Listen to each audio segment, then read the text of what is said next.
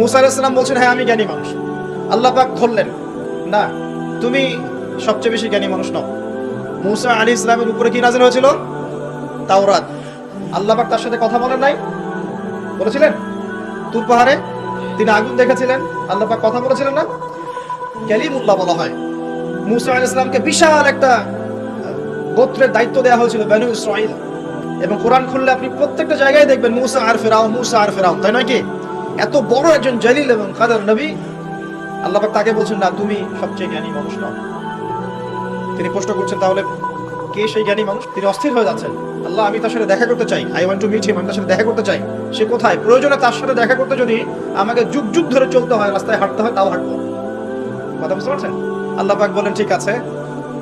মাজমাউল Bahrain, দুই সাগরের মিলনস্থল বলে একটা কথা আছে। মাজমাউল বাহরাইন, দুই সমুদ্র যেখানে মিলে গেছে, সেখানে তুমি আমার ওই বান্দাকে পাবে। তার নাম হচ্ছে খিদির। কি নাম? খিদির। খিদির মানে হচ্ছে শ্যামল বা সবুজ। একটা বর্ণনা এসেছে, খিদির আলাইহিস সালাম যেখানে বসতেন সেই জায়গাটা সবুজ হয়ে যেত। এখন এই ব্যাখ্যাটা বাহ্যিকভাবে হতে পারে, এটা ইন্টারপ্রিটেশনও করা যেতে পারে। আল্লাহ ভালো জানেন কোনটা ব্যাখ্যা সঠিক। বাহ্যিকভাবেই সব সবুজ হয়ে যেত, নাকি তার জ্ঞানের আলোতে অজ্ঞতা দূর হয়ে সব সবুজ হতো, আল্লাহ ভালো জানেন। ব্যাখ্যার একটা সুযোগ আছে। তো তিনি সেখানে গেলেন, তার সাথে একজন সঙ্গীকে নিয়েছেন, তার নাম হচ্ছে ইউশা বিন নুন, একজন যুবক, তরুণ যুবক। তারা দুজন পথ চলছেন। চলতে চলতে চলতে চলতে তারা একটা জায়গায় গিয়ে পথটা ভুল করলেন। একটা জায়গার কথা বলে দেওয়া ছিল, এই জায়গায় গেলে তোমার থলির মধ্যে যে মাছ আছে, মাছ, মৃত একটা মাছ, এটা জীবিত হয়ে সমুদ্রে লাফ দিবে। যখনই লাফ দিবে ওই জায়গায় তুমি তাকে পাবে। কাকে পাবে? খিদির আলাইহিস সালামকে। তো তিনি সেখান থেকে একটু দূরে চলে গিয়েছিলেন। এই যে পথ তিনি ভুল করলেন কিছু দূর, এটা সূরা কাহফের মধ্যে আছে শেষের দিকে। আমি প্রত্যেকটা লাইন বাই লাইন পড়লে এখানে 12টা বাজবে। তো আমি ফিল করছি জিনিসটা এইভাবে, যে জীবনে চলার পথে আমাদের গন্তব্য যদি ঠিক না থাকে, তাহলে আমরা খুব সহজেই ক্লান্ত হয়ে পড়বো। আর আমার কথা কি বুঝতে পারছেন? জীবনে চলার পথে আমাদের গন্তব্য যদি ঠিক না হয়, আমরা খুব সহজেই ক্লান্ত হয়ে পড়বো। আমাদের গন্তব্য কি? এই গন্তব্য যদি ঠিক না থাকে, যাদের গন্তব্য দুনিয়া, যাদের গন্তব্য বাড়ি গাড়ি, স্ট্যাটাস, প্রতিপত্তি, পলিটিক্যাল পাওয়ার, যাদের গন্তব্য হচ্ছে জাস্ট দুনিয়ার মোহ, তারা খুব সহজেই ক্লান্ত হয়ে পড়বেন। আল্লাহর পথে যারা পথযাত্রী, যাদের গন্তব্য জান্নাত, তারা কখনো ক্লান্ত হয় না। কখনো ক্লান্ত হয়? দেখবেন শেষ বয়সে বৃদ্ধ হয়ে গেছে আলেম, বৃদ্ধ হয়ে গেছেন মুহাদ্দিস, মুফাসসির, এখনো দেখবেন যে সিংহের মতো বক্তব্য দিচ্ছে, দেখেন না? তো এই বিষয়টা আমি ফিল করেছি। সামনে যাই। তো তিনি তাকে পেলেন। যখন রাস্তা ভুল করেছেন, তখন তার স্মরণ হচ্ছে, আরে মাছ তো নাই, মাছ কোথায় গেল? তখন ইউশা বিন নুন বলছেন, মাছ তো আগেই লাফ দিয়ে নদীতে সমুদ্রে চলে গেছে। তখন তিনি বলছেন, ওইটাই তো সেই জায়গা ছিল যেখানে তাকে পাওয়া যাবে, চলো। আবার তিনি ব্যাক করে সঠিক জায়গায় আসলেন। এবার তার গায়ে অনেক শক্তি। সঠিক জায়গায় এসে দেখলেন, হ্যাঁ, একটা পাথরের উপরে, সাখরা বলে, পাথর খণ্ড, এর উপরে খিদির আলাইহিস সালাম বসে আছেন। কে বসে আছেন? খিদির আলাইহিস সালাম। এবং তিনি তাকে সালাম দিলেন, আসসালামু আলাইকুম ওয়া রাহমাতুল্লাহ। তো খিদির আলাইহিস সালাম বলছেন, ওয়ালাইকুম আসসালাম ওয়া রাহমাতুল্লাহ। এই জনমানব শূন্য জায়গায় সালাম কোত্থেকে আসলো? তখন মুসা আলাইহিস সালাম বলছেন যে, আমি মুসা। আমি কে? মুসা। খিদির আলাইহিস সালাম বলছেন, তুমি কি বনু ইসরাঈলের মুসা? তিনি বলছেন, আমি একটু পড়ে শোনাই। ক্বালা লাহু মুসা, মুসা আলাইহিস সালাম তাকে বলছেন, হাল আত্তাবিউকা আলা আন তুআল্লিমানি মিম্মা উল্লিমতা রুশদা। মুসা আলাইহিস সালাম তাকে বলছেন, হে খিদির আলাইহিস সালাম, আমি কি আপনার অনুসরণ করতে পারি এই শর্তে যে আল্লাহ আপনাকে যা শিক্ষা দিয়েছেন সেখান থেকে আমাকে কিছু শেখাবেন? স্টুডেন্টের মধ্যে আসলেন। এবার খিদির আলাইহিস সালাম কি বলছেন? ইন্নাকা লা তাসতাতিআ মাইয়া সাবরা। আমি তো শেখাতে চাই, কিন্তু তুমি তো আমার সাথে সবর করতে পারবে না। কি পারবে না? তুমি আমার সাথে ধৈর্য ধরতে পারবে না। একজন টিচার কি কখনো এমন কথা বলে স্টুডেন্টকে? কোন পর্যায়ের জ্ঞান, হিকমা, প্রজ্ঞা, আধ্যাত্মিকত্ব থাকলে একজন মানুষ আগে থেকেই বলতে পারে যে তুমি তো আমার সাথে সবর করতে পারবে না? তিনি বলেন, ওয়া কাইফা তাসবিরু মা লাম তুহিত বিহি খুবরা, তুমি কেমন করে সবর করবে যে তোমাকে তো এই বিষয়ে কোনো খবরই দেয়া হবে না? ক্বালা সাতাজিদুনি ইনশাআল্লাহু সাবিরান ওয়া লা আ'সি লাকা আমরা। মুসা আলাইহিস সালাম বলছেন, ইনশাআল্লাহ আপনি আমাকে ধৈর্যশীল পাবেন এবং আমি আপনার কাজে কোনো রকমের ভেটো দিব না, বাধা দিব না। আপনি করেন যা ইচ্ছা, আমি আপনার কাজে কোনো বাধা দিব না। আচ্ছা, এবার তারা চলতে লাগলেন। ওকে, তিনি বললেন, ক্বালা ফাইনিত্তাবা'তানি ফালা তাসআলনি আন শাই। খিদির আলাইহিস সালাম বলছেন, তুমি যদি আমাকে ফলো করতেই চাও, তাহলে আমাকে কোনো প্রশ্ন করতে পারবে না। আমি যা করব চুপচাপ দেখতে হবে, পরে আমি তোমাকে জানিয়ে দেব, কিন্তু তোমার কোনো প্রশ্ন করা চলবে না। এমন টিচার দেখেছেন? ছাত্রকে বলে প্রশ্ন করতে পারবে না। যা পড়াচ্ছি পড়, যা বোঝাচ্ছি বুঝো, যেমনে চালাচ্ছি চলো। পৃথিবীর সবচেয়ে জ্ঞানী মানুষ কে? খিদর আলাইহিস সালাম। এবার চলছেন, ফানতালাকা, তারা দুজন চলতে লাগলেন, হাত্তা ইযা রাকিবা ফিস সাফিনা খারাকাহা। আমি শর্ট করে বলছি, তারা চলতে লাগলেন একটা নৌকা, এই নৌকায় করে তারা একটা নদী পার হলেন। এই নৌকার যে মাঝি বিনা পারিশ্রমিকেই তাদেরকে পার করালো। কিনারায় যাওয়ার আগেই খিদর আলাইহিস সালাম নৌকার তলদেশটা ফুটা করে ফেললেন। কাজটা কি ঠিক হলো? বিনামূল্যে একজন আমাকে সার্ভিস দিল এবং খিদর আলাইহিস সালাম তার তলদেশ ফুটা করে ফেললেন। মুসা আলাইহিস সালাম এবার দেখে বলছেন যে আপনি এটা কি করলেন? লাকাদ জিতা শাইআন ইমরা, আপনি একটা জঘন্য কাজ করে ফেললেন। যারা আমাদের এত উপকার করলো আপনি তার তলদেশ ফুটা করে ফেললেন। এবার খিদর আলাইহিস সালাম বলছেন, আমি তো বলেছিলাম, আলাম আকুল লাক, আমি তোমাকে কি বলি নাই, ইন্নাকা লা তাস্তাতি'আ মা'ইয়া সাবরা, তুমি আমার সাথে সবর করতে পারবে না। এবার মুসা আলাইহিস সালাম বলছেন যে ঠিক আছে, লা তুআখিযনি বিমা নাসিত ওয়া লা তুরহিকনি মিন আমরি উসরা, আমি যেটা ভুলে গিয়েছিলাম এই বিষয়ে আমাকে আর পাকড়াও করেন না, এরপর থেকে আমি আর কোনো সমস্যা করব না ইনশাআল্লাহ। ঠিক আছে। আবার তারা চললেন, চলতে পথে এবার একটা বালকের দেখা, ছোট। ফানতালাকা হাত্তা ইযা লাকিয়া গুলামান ফাকাতালা, এবার তারা চলতে গিয়ে একটা গোলাম, মানে কি ছোট বালককে গোলাম বলে না, জান্নাতে গিলমান থাকবে না, ছোট ছোট বাচ্চারা, গোলাম, তাকে ডেকে নিয়ে এসে খিদর আলাইহিস সালাম, এটা তো নৌকা ফুটা করাকে তিনি চ্যালেঞ্জ করলেন, এবার তো বাচ্চাকে ফুটা করে ফেলেছে।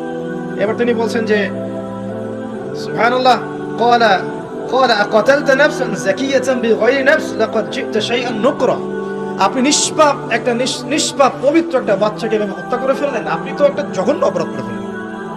কে বলছেন এই কথা? মুসা আলাইহিস সালাম। আবার তিনি বলছেন, ক্বালা আলাম আকুল লাক ইন্নাকা লা তাস্তাতি'আ মা'ইয়া সাবরা, আমি কি তোমাকে বলি নাই তুমি আমার সাথে সবর করতে পারবে না? শেষবারের মতো, ক্বালা ইন সাআলতুকা আন শাইইন বা'দাহা ফালা তুসাহিবনি, এরপর যদি আমি আরেকটা কোশ্চেন করেছি তাহলে আমাকে আর সাথে নিয়েন না। কে বলছে কথা? মুসা আলাইহিস সালাম, যিনি বলছেন আমি জ্ঞানী মানুষ, যার উপর তাওরাত নাযিল হচ্ছে। এবার ফানতালাকা, তারা চললেন, হাত্তা ইযা আতায়া আহলা ক্বারিয়াতিন ইসতাতআমা আহলাহা ফাআবাউ আন ইউদাইফুহুমা ফাওয়াজাদা ফিহা জিদারান ইউরিদু আন ইয়ানকাদ্দা ফাআকামা ক্বালা লাউ শি'তা লাত্তাখাযতা আলাইহি আজরা। ঘটনা হচ্ছে এই যে তারা এবার চলতে পথে একটা গ্রামে প্রবেশ করলেন। গ্রামের লোকজনের কাছে মেহমানদারি চাইলেন, পানি, খাবার, নাস্তা পানি কিছু হবে। কোনো মেহমানদারি পেলেন না। অনেকটা আমাদের দ্য সিটি অফ আখিরুজ্জামানের মতো আর কি, আমাদের হচ্ছে পশ্চিমা সভ্যতার যে বস্তুবাদী জীবন ব্যবস্থা, প্রতিবেশীকে খোঁজ নেওয়ার সময় নাই, ভিক্ষুক আসলে মাফ করো মাফ করো। আচ্ছা না, এখন কি মানুষের উপকার করতে খুব বেশি পছন্দ করে? সত্যি কথা বলেন নাই, বেশিরভাগ মানুষই কি এখন মানুষের উপকার করতে পছন্দ করে? বরং বাসায় মেহমান আসলে মানুষ বিরক্ত হয়। বাসায় মেহমান আসলে কি হয়? মানুষ বিরক্ত হয়, মুখে না বললেও মনে মনে বিরক্ত হচ্ছে, কবে যাবে। বাসায় গেলে জিজ্ঞাসা করে খেয়ে আসছেন না, গিয়ে খাবেন, জিজ্ঞেস করে না তো। মানুষ কিন্তু এখন বস্তুবাদী। এই যে গ্রামটা ছিল এমনই হয়তো না, সেই গ্রামের মানুষ খাবার দিচ্ছে না, সিম্পল একটা মানে একটা সৌজন্যবোধ যে খাবার পানিতে আপ্যায়ন করছে না। কিন্তু খিদর আলাইহিস সালাম দেখলেন ওই গ্রামের কোনো একটা বাসার একটা দেয়াল পড়ে গেছে, ধসে গেছে। এই দেয়ালটাকে তিনি নিজের হাতে পুনর্নির্মাণ করে শক্ত একটা জায়গায় নিয়ে গেলেন। এটা দেখে মুসা আলাইহিস সালাম বলছেন, আপনি চাইলে কিছু আজর বা প্রতিদান নিতে পারতেন, কিছু পারিশ্রমিক নিতে পারতেন। মেহমানদারি করলো না, কিছু পারিশ্রমিক দিলে আমরা কিছু কিনে খেতে পারতাম। তো এবার খিদর আলাইহিস সালাম বলেন, হাদা ফিরাকু বাইনি ওয়া বাইনাক, এই হলো তোমার আর আমার মাঝের ফিরাক, মানে বিচ্ছেদ। এরপরে তোমার সাথে আমার আর পথ চলা হলো না। আমাদের নবী মুহাম্মদ সাল্লাল্লাহু আলাইহি ওয়াসাল্লাম বলেছিলেন হাদিসের মধ্যে, যদি সেদিন মুসা আলাইহিস সালাম এভাবে কাউন্টার প্রশ্নগুলো না করতেন, অনেক জ্ঞান হয়তো শেখা যেত, কিন্তু এটা হলো না। প্রথমে যে বলেছেন খিদর আলাইহিস সালাম, ইন্নাকা লা তাস্তাতি'আ মা'ইয়া সাবরা, তুমি আমার সাথে সবর করতে পারবে না, এটা কি ফলেছে না ফলে নাই? ফলেছে না ফলে নাই? আচ্ছা, এবার চলেন সামনে। তিনি বিচ্ছেদের আগে বলছেন, ঠিক আছে, যাওয়ার আগে আমি তোমাকে জানিয়ে দিব কি কারণে আমি এই কাজগুলো করেছি। এক নাম্বার, আমি যে নৌকাটা ফুটা করেছিলাম, আমি শর্ট করে বলছি, ওই নৌকা যদি ফুটা না করতাম তাহলে এই সমুদ্রের পিছনে একটা জলদস্যুদের দল ছিল, এরা ভালো ভালো নৌকাগুলোকে হাইজ্যাক করে, সিজ করে নেয়। এই নৌকা ফুটা আছে, এই নৌকা তারা নিবে। বাহ্যিক চোখে মনে হচ্ছে যে আমি ওই ব্যক্তিদের ক্ষতি করেছি, কিন্তু আসলে আমি ওই ব্যক্তিদের কিন্তু উপকার করেছি প্রকৃত অর্থে। তুমি সেটা বুঝতে পারো না, কারণ তুমি বাইরের চোখ দিয়ে দেখেছো, আর আমি আল্লাহ পাকের মারিফত দিয়ে দেখেছি। কথা কি বুঝতে পারছেন? দ্বিতীয় যে বাচ্চাটাকে আমি খুন করেছি, বা খুন না, এটা খুন বলা ঠিক হবে না, হত্যা করেছি, সেই বাচ্চাটাকে আমি নিজেরই হত্যা করি নাই, আল্লাহ পাকের আদেশে করেছি। কারণ এই বাচ্চা যদি বড় হতো তাহলে এই বিশ্বের বড় কাফেরদের একজন হতো। যদি ফেরাউনকে ছোটবেলায় করতো তাহলে কি ফেরাউন বড় হতো? আচ্ছা, যাই হোক, যদি এটা তাকদীর বা কদর। এটা আমি আল্লাহর আদেশে করেছি, আমি নিজের মন গড়া কোনো দর্শনের কাজটা করি নাই, আল্লাহর হুকুমে করেছি। তৃতীয় যে দেয়ালটা আমি নির্মাণ করেছিলাম, ওই বাড়িতে থাকে 2 জন এতিম বালক, যাদের পিতা এবং মাতা খুবই সৎ ছিল। কি ছিল? সৎ ছিল। এখানে একটা ছোট্ট কথা বলে দেই, আপনি আমি যদি পিতা মাতা হিসেবে সৎ হই, নেককার, মুত্তাকি, পরহেজগার হই, আমাদের বংশধরদের ভালো মন্দ দেখার দায়িত্ব আল্লাহ পাকের। এই যে খিদর আলাইহিস সালাম বহু বছর পর সেখানে এসেছেন, পিতা মাতা অনেক আগেই মারা গেছেন, ওই খিদর আলাইহিস সালামের হাতে এতিম বালকের খেদমত আল্লাহ পাক করে দিলেন। বুঝতে পারছেন কথা? এতিম 2 বালকের এই দেয়াল ছিল, এই দেয়ালের নিচে ওই 2 এতিম বালকের পৈতৃক রেখে যাওয়া কিছু সম্পত্তি আছে মাটির নিচে। যদি দেয়াল নির্মাণ না করতাম, মানুষ ওই সম্পদ নিয়ে চলে যেত। এখন দেয়াল দিয়ে আমি এটাকে শক্ত করে দিয়েছি, এরা যখন বড় হবে তখন সেই সম্পদ পাবে। তো বাহ্যিকভাবে তোমার কাছে মনে হয়েছে আমি বিনা পারিশ্রমিকে অহেতুক একটা কাজ করছি, সত্যিকার অর্থে আল্লাহর হুকুমে আমি সেটা দেখেছি যা তুমি দেখতে পারো নাই, আমি সেটা বুঝেছি যা তুমি বুঝতে পারো নাই। এরপরে তাদের বিচ্ছেদ হয়ে যায়। আমি আপনাকে একটু দেখাই যে এখানে দেখুন 3টা ক্ষেত্রেই মূসা আলাইহিস সালাম বাহ্যিকতাকে প্রাধান্য দিয়েছেন, কিন্তু খিদর আলাইহিস সালাম ইন্টারনাল আইজ বা আমরা যেটাকে বলি ইন্টারনাল অবজারভেশন, এটাকে প্রাধান্য দিয়েছেন।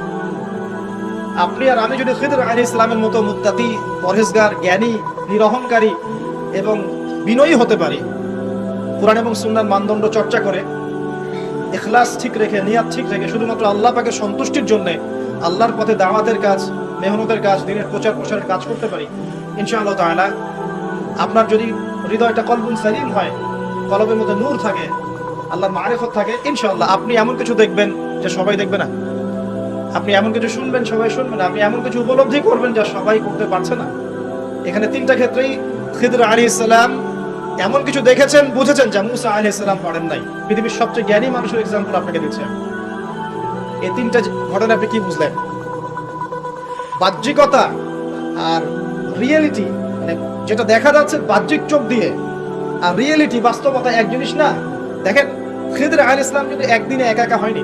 প্রথমত আল্লাহ পাক তার সম্পর্কে কি বলেছেন একটা কথা বলি।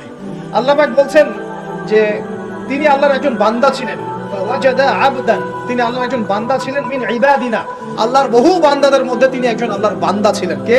খিদর আলাইহিস সালাম। আতাইনাহু রাহমাতাম মিন ইনদিনা, খিদর আলাইহিস সালামকে আমি আমার পক্ষ থেকে রহমত দিয়েছিলাম। আল্লাহর পক্ষ থেকে কি দিয়েছেন আল্লাহ পাক? রহমত, দয়া। আপনি দয়ালু না হতে পারলে, আপনি যদি দয়ালু না হতে পারেন, তাহলে আল্লাহর সেই মারিফত, নূর আর জ্ঞান পাবেন না। তো আগে মানুষের প্রতি, উম্মার প্রতি, সবার প্রতি দয়ালু হতে হবে। তো হ্যাঁ, সবাই আমার ভাই, সবাই আমার উম্মার অংশ, আমি সবার কল্যাণ চাই, কেউ আমার শত্রু নয়। একটা দয়ালু মনোভাব তো লাগবে আগে। নিজে আগে মনে করেন আমি হকের ডিলার, জান্নাতের ডিলার, তোমাদের লিজ লাগলে আসো নিয়ে যাও, তাহলে তো সমস্যা। মনের মধ্যে যদি হিংসার, বিদ্বেষ, পরশ্রী কাতরতা, অহংকারের এসব বিষ বাষ্প পুষে রাখেন, তাহলে খিদর হবেন কিভাবে? নূর পাবেন কিভাবে? মারিফত অর্জন করবেন কিভাবে? আর হক বাতিল চিনবেনই বা কিভাবে? নিজে চিনবেন না, মানুষকে চেনাবেন কিভাবে? এই কারণে দেখবেন যে ওয়ার্ল্ড অ্যাফেয়ার্স নিয়ে কোনো কথা বললে মানে ভবিষ্যৎবাণী করছে, অথচ যেটা বাস্তব বর্তমান সেটা খেয়াল নাই। যেটা বাস্তব বর্তমান সেটাকে ভবিষ্যৎ মনে করছে। পুরো ওয়ার্ল্ডের ইকোনমিক সিস্টেম একটা ভয়ঙ্কর হুমকির মুখে আছে। বড় বড় যারা ইকোনমিক্স এবং যারা মিলিটারি অ্যাফেয়ার্স নিয়ে পড়াশোনা করেন, তারা বলছেন যে এই বিষয়গুলো ওয়ার্ল্ডের সামনে দাঁড়িয়ে আছে। আর পড়াশোনা করে কোরআন সুন্নাহর জ্ঞানের সাথে এই যুগোপযোগী জ্ঞানগুলোকে একত্রিত করে যখন আমরা এগুলোর সলিউশন দেওয়ার চেষ্টা করছি, বলছে গণক, বলছে ভবিষ্যৎ বক্তা, বলছে অমুক তমুক।